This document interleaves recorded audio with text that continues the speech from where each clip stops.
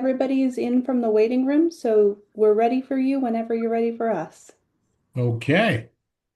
Well, welcome everybody. Thanks for joining us to hear about what we are doing to restore our beloved Chilmark Pond. And thank you for all the support you've given. Uh, as you'll hear more today, we've successfully made the transition from a startup and planning to deploying projects that already have had a positive impact on the pond. After 5 long years of what you would call regulatory permitting purgatory, fifty uh, thousand dollars just to dredge, just for the permit. this winter we were finally allowed to dredge the pond.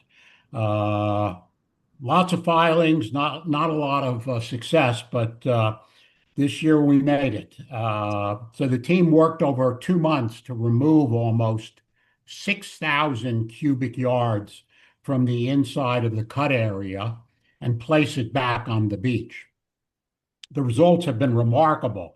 Just this week, the pond closed after a month of healthy tidal exchange.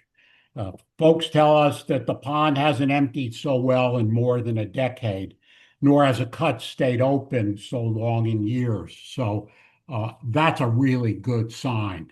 We also deployed the LG Sonic Buoy to help reduce the incidence of toxic algae blooms. You'll hear more about this shortly. So as we look ahead, there's still a lot to be done. For example, we now need to obtain a maintenance dredge permit from the Commonwealth of Massachusetts and are considering purchasing a dredge in order to make dredging and its benefits available to the pond on a more regular basis and at a more reasonable cost. We're looking at projects to spray pond bottom muck onto the adjacent marshes, both to remove nitrogen from the pond and elevate the marshes and protect them from sea level rise. In collaboration with the Marine Biological Lab and Horn Point Lab, we are exploring ways to deploy plants to help remove oxygen from the pond. I can try. Certainly, we couldn't have done any of this without all the support, whether it was sharing ideas on the buoy or lots of other things, and also making financial contributions. These were all essential to our collective success. So please keep it coming. Now I'm happy to turn over the presentation to Emily Reddington to talk specifically about what we've learned about the Sonic Buoy, the most recent cut, and a preview of the State of the Pond report. As most of you probably know, Emily Reddington is the director of the Great Pond Foundation in Edgartown, who partnered with us several years ago when we began this work. If we made one smart decision over all this time, it was to partner with Emily and the Great Pond Foundation. They've been a huge asset to us, and they bring a strong scientific focus to the problem. Emily? Alan, thank you so much. You guys have made a lot of incredible decisions, and it's a real pleasure to be working with you all because you're starting to lead the way for pond communities across the island. So thank you for that wonderful introduction, and I'll get the slides going. Bear with me as I share, please. Okay. So the buoy is what everybody's been asking about. If I get stopped anywhere, the first question is, how's the buoy? Is it working? So thank you for your patience. Here we are, and we're ready to show you what's going on.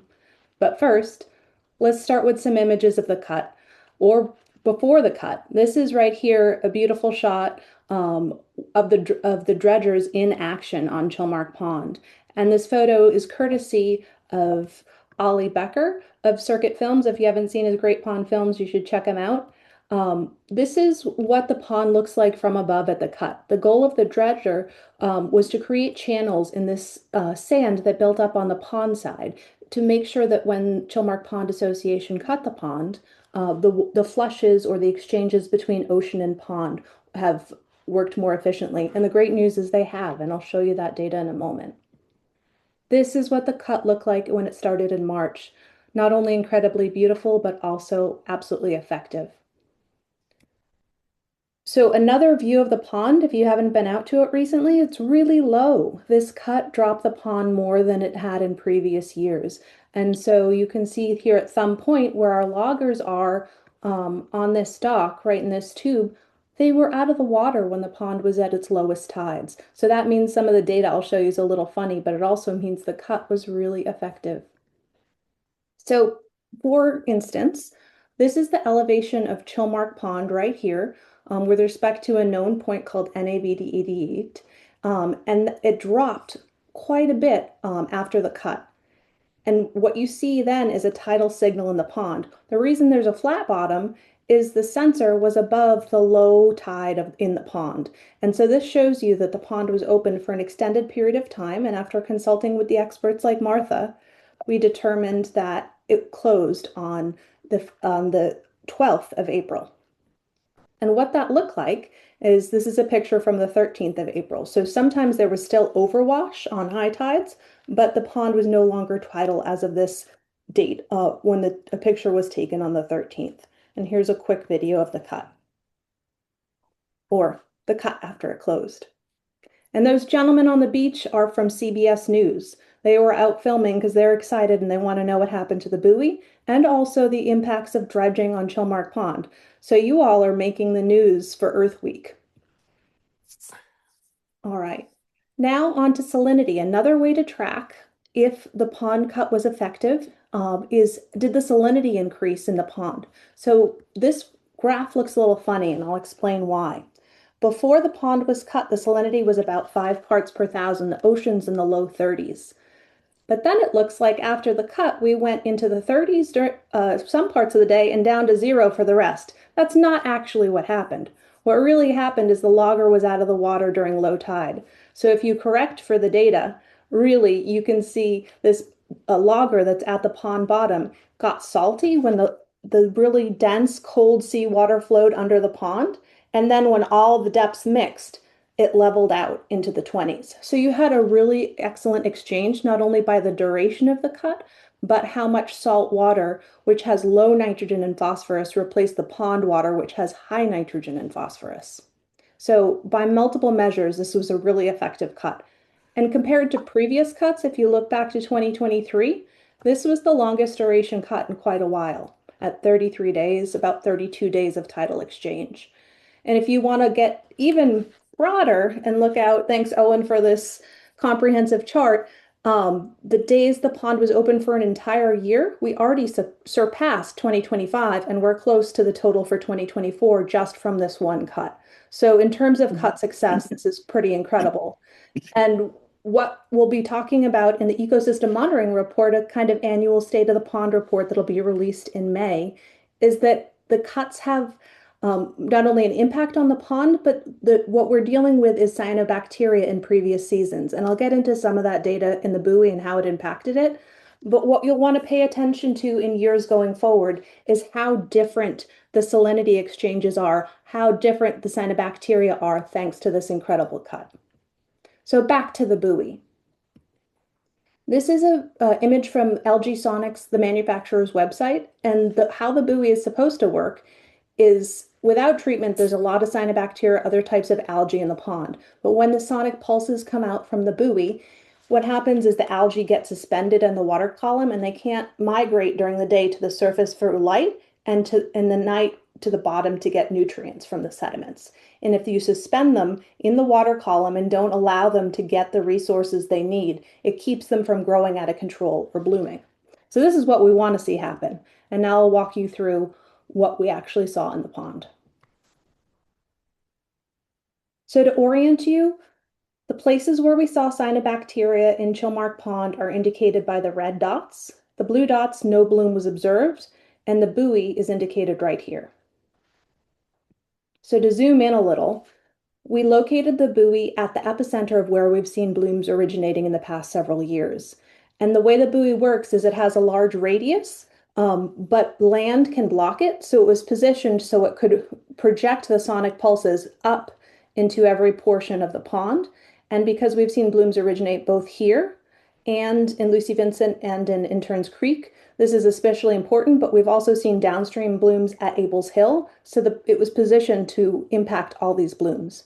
And in case you don't recall, this device is designed to target what are called planktonic cyanobacteria blooms, the things that can be on the surface kind of as a scum or a paint streak, but not necessarily benthic cyanobacteria blooms, which can be on the bottom or mats. We often see benthic blooms or mat-based blooms up here, but more often than not, the origins of the planktonic blooms that this buoy is meant to target are down here.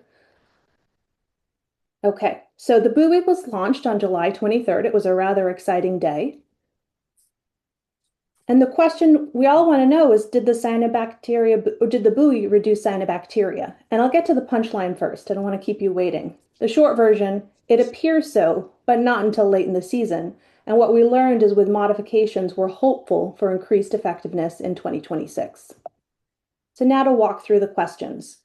When we were evaluating the success of the buoy, we wanted to know, was the bloom less intense or of shorter duration than previous years without the buoy? And we also wanted to know, did bloom dynamics change in Chilmark Pond?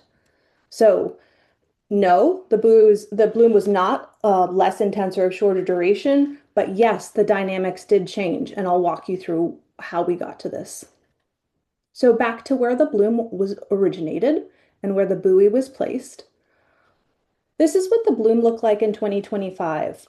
Here's a picture of Middle Pond, which had a green hue kind of across the whole surface and throughout the depths. And Doctors Creek looked quite similar. What I'm going to focus on going in depth in data is Middle Pond, because that's where the buoy was placed. So here we go, digging into the data. I want to orient you. The time is on this axis, and the concentration of cyanobacteria is here. What's considered blooms are cyanobacteria concentrations above this 50 micrograms per liter. And then you have the years that we've been monitoring blooms in 2022, 2023, 24, and 25. We also monitored in 2021, but you didn't have a bloom that year, so we didn't put the data on here. What I want you to see is 2025, when the bloom peaked and when it ended. It's of similar intensity and duration of other years. What we did this year or other years is when the bloom got very intense and we were worried about toxins, we didn't send our staff out in a kayak in the middle of the bloom. So you'll see a gap in the blue line or the 2023 data. So we don't know how intense that really was. What we did in 2025 that was a little different is we went to the shoreline on Middle Pond and we collected samples from the shore without kayaking. And this shows you that the peak bloom was actually even more intense, but we can't apples to apples compare it to previous years where we didn't collect those samples at the shore. But I want to make the point that it was a rather intense bloom. Another way of looking at the data year over year is how long were the blooms? What was the duration? And what was the peak concentration of cyanobacteria? And whether you include the shoreline samples here or you don't include the shoreline samples, if you answer the question no, the bloom was not shorter duration with the buoy present, and it didn't have a lower peak concentration. But don't lose hope. The next part's the exciting part. Okay, so this is when things changed. This is Owen with a toothbrush scrubbing the business end of the Sonic Buoy. It's not a glamorous job, but a very important one.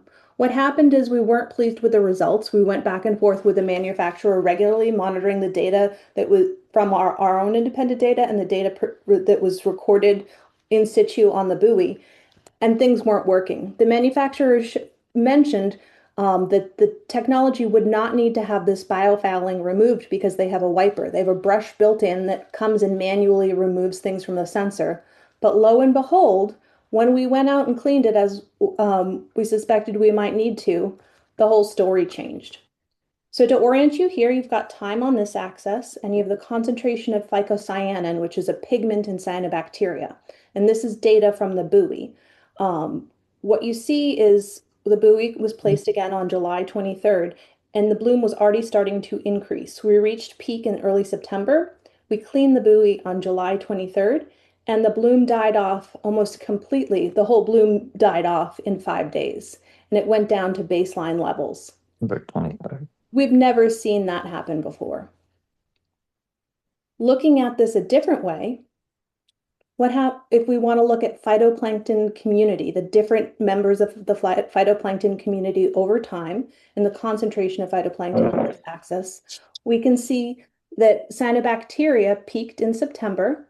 After the buoy was cleaned, the business and the sonic pulsars, the community shifted. Cyanobacteria died off, and we shifted to non-toxic green algae and diatoms, which are normal parts of a pond, and exactly what's supposed to happen when the buoy is functioning. So this is great news.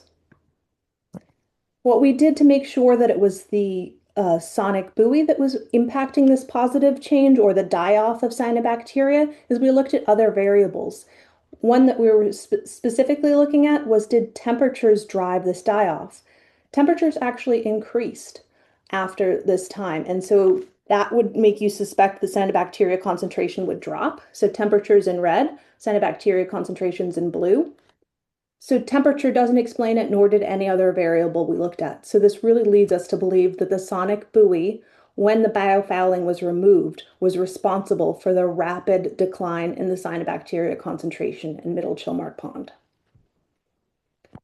So the second question is, did bloom dynamics change in Chilmark Pond? Well, the bloom died off more rapidly. Looked at a different way, the bloom we saw is a genus Dolichospermum. So the bloom period or the duration is indicated in blue, and how fast it dissipates is indicated in this gold color. In previous years without the buoy, we had 29 days or 15 days. We measured 8 days just because there were 8 days between when we collected samples on the pond, but we know from the in situ logger on the buoy, it actually dissipated in 5 days. So if you look at this a little bit differently and think about the slope of the line in dissipation, how many micrograms per liter dissipated, the rate of dissipation, we go from about 2 to 3 micrograms per liter up until to 11.44. So a much faster decline in cyanobacteria when the buoy is working effectively after the pulsars were cleaned. Something else that changed is what the bloom looked like both in the field, kind of on the pond, and under a microscope. So in 2023, what we saw was this kind of clumpy surface scum, not a mat, but like clusters of bright green, and it could move with the wind. We saw streaks in 2024. Under a microscope, the Dolichospermum was coiled in both of these years. What was different with the buoy present is the green was spread out, almost like it was diffused throughout not only the surface, but the water column. And under the microscope, this was uncoiled. It's the same genus of cyanobacteria, but it looked different. So the question becomes, is this a different genetic type of cyanobacteria, a different strain of Dolichospermum, or was the environment so different that there was what we saw, what could be called phenotypic plasticity? Was the cyanobacteria behaving differently? So this is a genetic question, and thanks to the Edie Foundation, we'll be able to run the genetics and answer that question. That's a very complicated question, but why it matters is for boards of health to understand what the actual risks are to the community. They need to know exactly what type of cyanobacteria are present, because different species can produce different types and amounts of toxin. And so this is a complicated question, but a very interesting one. And this is another sort of comparison. What we saw in Lucy Vincent Pond was a brief Dolichospermum bloom, and it was that kind of clumpy surface thing. It was coiled under the microscope and very different than what we saw here in Doctors Creek, which had, again, that green tint that was distributed throughout the water column and uncoiled or straight Dolichospermum. So did the bloom dynamics change in Chilmark Pond? They did, yes. So our conclusions are that the buoy may not have been deployed early enough to disrupt the blooms in 2025. So it was deployed on July 23rd. This year we hope to have it deployed in May, so very soon. Another conclusion is biofouling needs to be removed manually and very regularly. And when the buoy was functioning properly, it caused the sudden dissipation of the bloom. So our plan for this year is to deploy the buoy in May, pre-bloom season, to clean the buoy weekly, to continue our monitoring both of the pond as we have been for years and the buoy's monitoring data. And we'll be comparing cyanobacteria blooms from previous season to this first full season of deployment. We hope that we'll have even better news for you come this fall. Thank you for your attention, and please let us know if you have any questions. We're happy if you unmute yourself or you put them in the chat.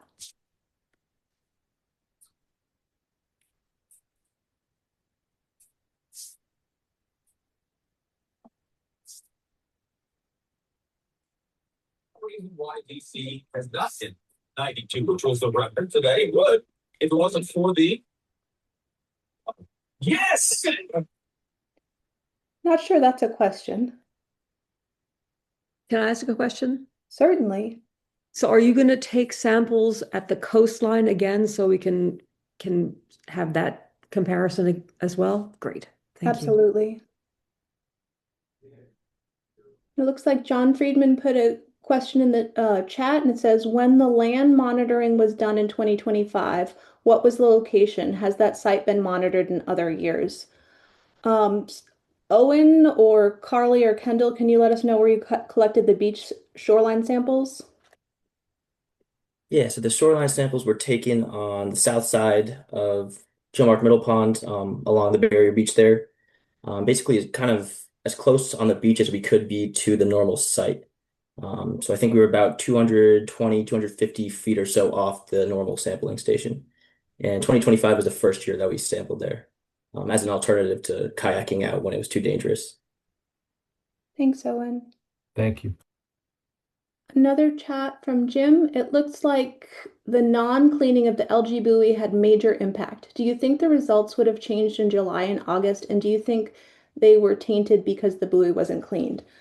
Good question. So the manufacturer told us not to clean the buoy. And we said we clean all our other instruments that we deploy in the pond rather regularly, about every week or two. And so we followed the manufacturer's recommendations because they're the experts. And then we definitely think it had an impact. Whether we don't know for sure, but certainly the data indicate that it likely would have had an impact if it were cleaned sooner. The other thing that's tricky with the buoy is they have what they call a songbook. So they have to change the frequencies. So it takes a little bit to get acclimated and to adjust to a frequency that has an impact on the cyanobacteria.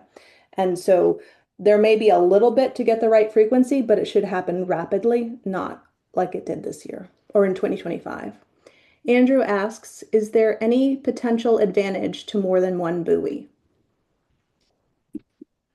So I don't know if anyone on the board wants to take a question. I would think yes. Yeah, I don't know that.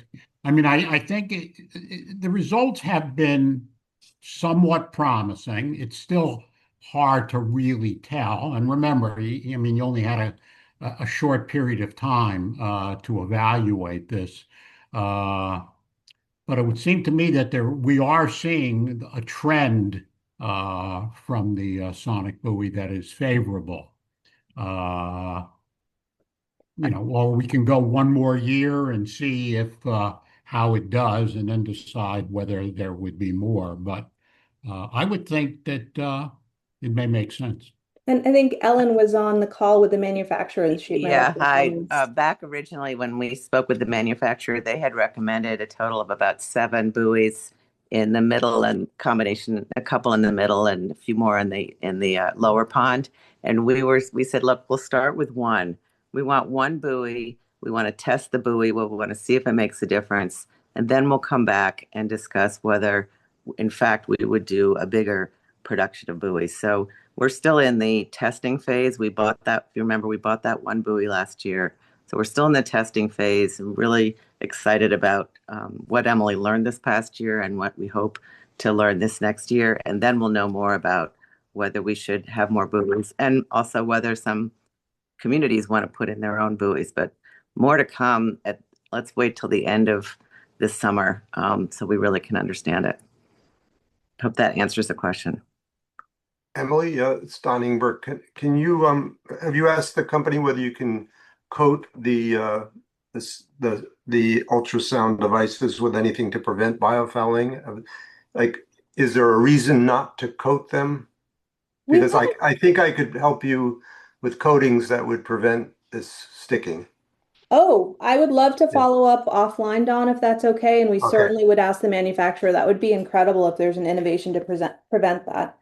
Maybe we should have a Zoom with the company. Okay. Okay, that would be wonderful, Don. I'll reach out by email to set that up. Yeah. I think Jonathan's had his hand up for a while. Hi, Emily. Hi, everyone. This is great. What a wonderful presentation. Very, very promising. Thank you all for all of your work on this. Thank you. It's really incredible. I had a question about that last slide, Emily, of the cyanobacteria, the kind of bracelet or necklace or whatever that was.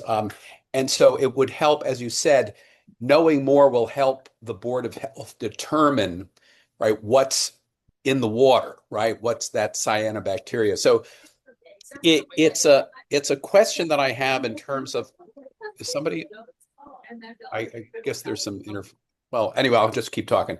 I guess the question is, what do we know that's in the water now that is, you know, hazardous, or and we clearly, the MV Cyano program has a red alert and a orange and a yellow. But when I'm looking at red, I understand what the Board of Health is telling me.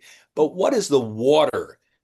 What's in the water that's making us all nervous? So when you look under a microscope, and we can thank our colleague Kendall for these great images, I'm going to go back to the slide you're talking about.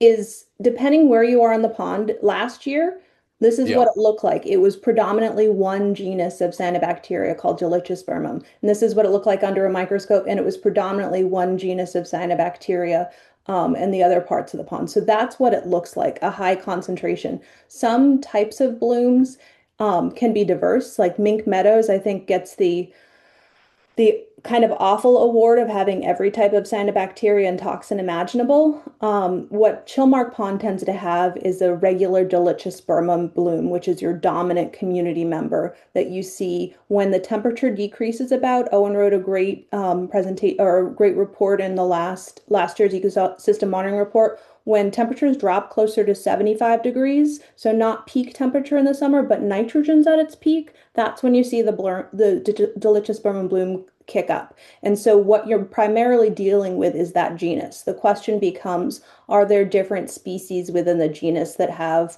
sort of different gene pools and potentials for toxicity?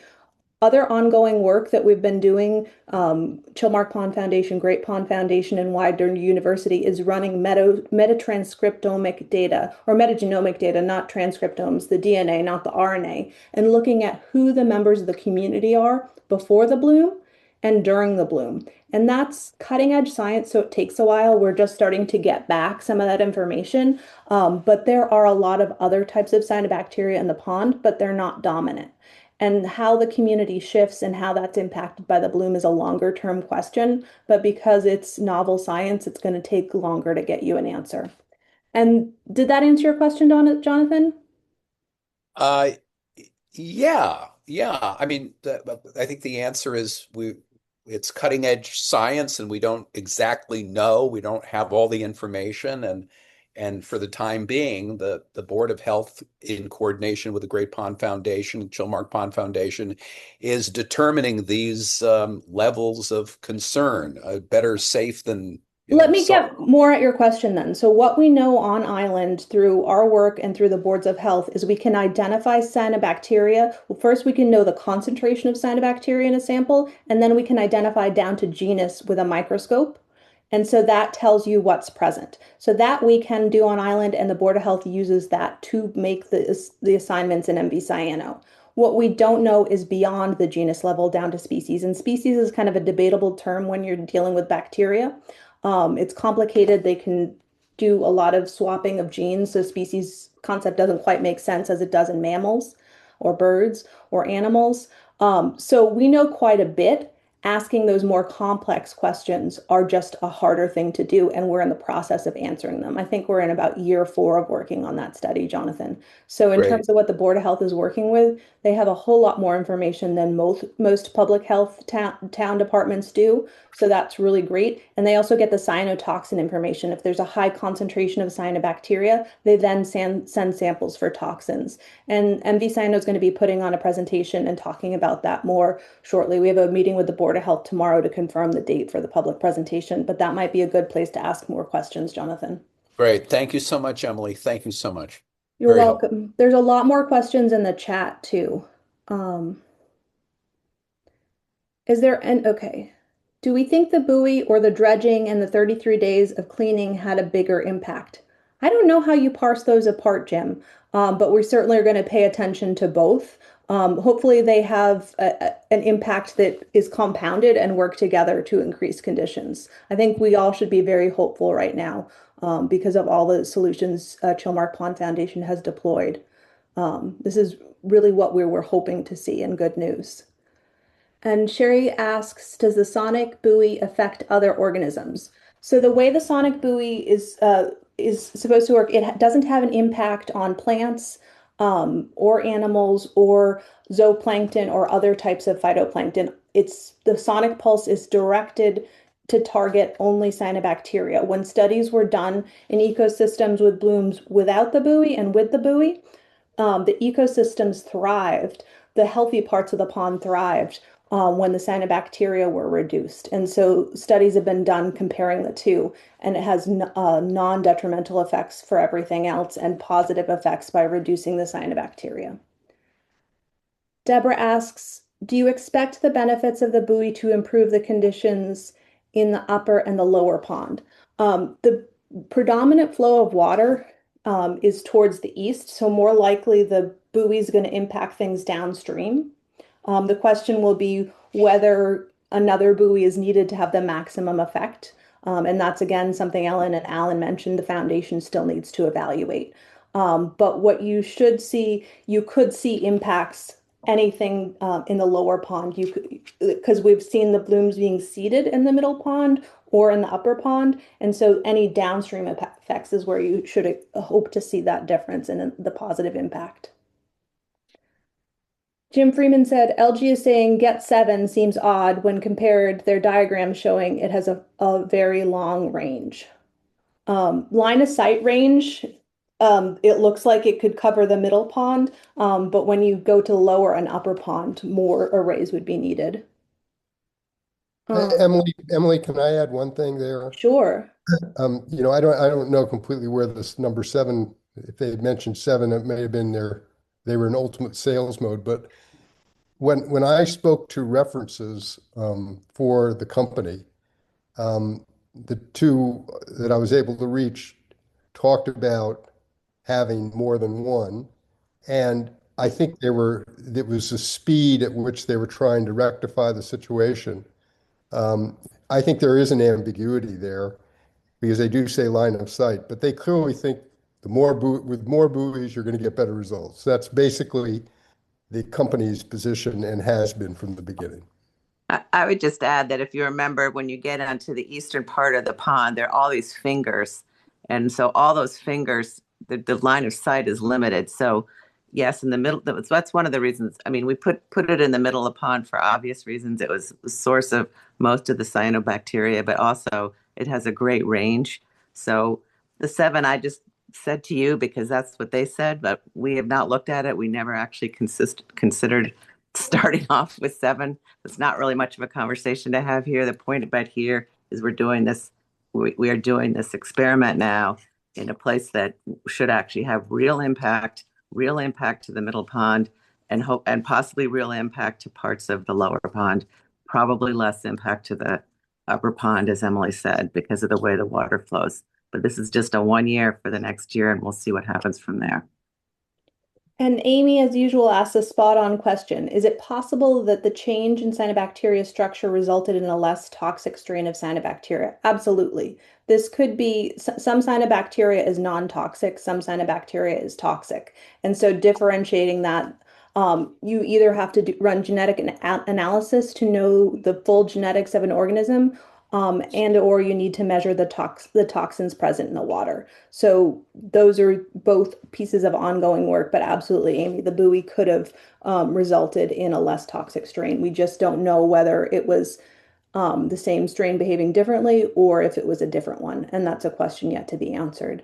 And there was a question about how much the buoy cost. I th It was Ellen? 75,000, I maybe think all 80, told it was closer to 80. 80,000. Yep. Wow.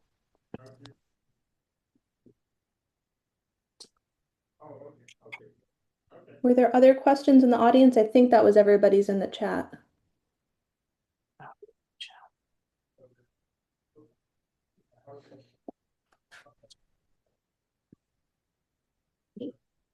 Just wanted to say a big thank you to Chilmark Pond Foundation for coming up with and vetting a new potential solution for the island community. As a reminder, this is the first deployment of the Sonic Buoy in Massachusetts, and there are many island ponds that have been asking about this. So thank you for helping lead in this way. This is really important. Thank you, Emily, for the nice presentation. My pleasure. Just want to thank everybody for joining. It's just this is a problem we all have, and I think we're making progress, and we appreciate all your support on this. And hopefully this summer we'll have another update, but we'll let you all know. Tom, Amy, Ellen, Doug, anyone want to add anything else?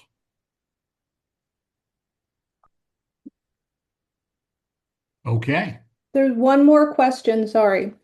John asks if there's monitoring data from additional sites within the ponds. Yes, we monitor many, many stations and have tons of data. So any questions you have, we'd be happy to go over. What we did was choose to keep the presentation short and focus on the buoy area, but we've absolutely analyzed the whole pond.